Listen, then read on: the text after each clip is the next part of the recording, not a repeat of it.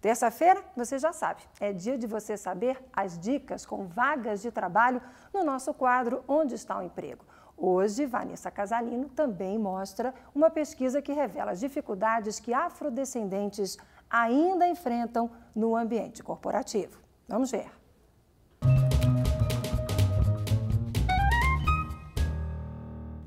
Olá, Márcia, boa tarde a você, boa tarde a todos, bem-vinda de volta ao Repórter São Paulo. Uma pesquisa com afrodescendentes revela que quase 40% dos entrevistados não deixariam o emprego de jeito nenhum em busca dos sonhos ou da felicidade.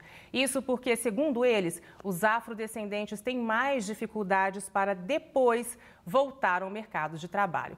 E quem está aqui com a gente hoje para falar sobre esta e sobre outras dificuldades no mercado de trabalho é o consultor e pesquisador Fernando Montenegro. Mas antes, vamos conferir as ofertas de vagas que hoje são do Emprega São Paulo, todas aqui para a capital. Vamos lá, vagas de trabalho, ajudante de carga e descarga de mercadoria. São 10 vagas, ensino fundamental incompleto e é preciso também ter 6 meses de experiência. Vamos para a próxima tela. Atendente de lanchonete, são 20 vagas, é preciso ter o ensino médio completo e não precisa ter experiência para se candidatar. Vamos para as próximas vagas. Merendeiro, 75 vagas, ensino fundamental incompleto, 6 meses de experiência é o que é preciso ter para concorrer. Vamos então para a próxima tela de vagas. Operador de vendas, são 30 vagas. É preciso ter ensino médio completo, 6 meses de experiência. Para se candidatar, você entra lá no empregasaopaulo.sp.gov.br, sempre lembrando que as vagas são atualizadas diariamente, que por isso mesmo pode haver alguma mudança aí quando você for acessar. Bom, Fernando, obrigada por sua presença aqui, seja muito bem-vindo.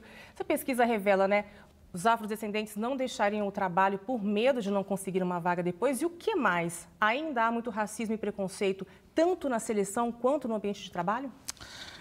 Bom, primeiramente, olá Vanessa, olá a todos. Sim, é muito complicado o ambiente, o universo dos afrodescendentes, né? A gente conseguiu perceber, identificar na pesquisa que a maioria das pessoas, elas sofrem, né? Essa classe trabalhadora sofre com o ambiente de trabalho.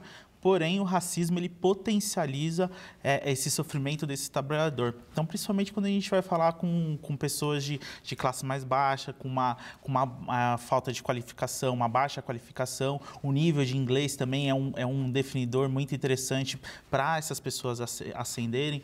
Então, a gente começa a perceber que as questões raciais, até mesmo, por exemplo, pelo fato dessa maioria estar numa situação vulnerável, né? Então, isso vai culminar, vamos dizer assim, numa não ascensão dessa população negra no ambiente de trabalho, né? Agora, essa pesquisa foi feita aqui em São Paulo, né? E ouviu várias classes sociais. A conclusão é a mesma para todas as classes?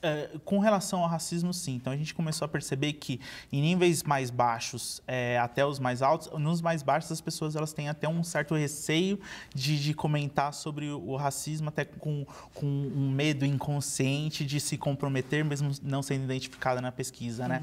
Mas a gente viu que o racismo mesmo, ele permeia todas as classes sociais, independente até de qualificação. Então, a gente teve um caso de uma das entrevistadas que ela era doutora, ela falava 2 a 3 idiomas e tudo mais, e ela, mesmo assim, ela sofreu, foi demitida por questões até raciais. Por exemplo, ela usava o cabelo trançado, com tranças africanas, e aí ela teve que tirar essa trança porque o ambiente de trabalho dela não permitia.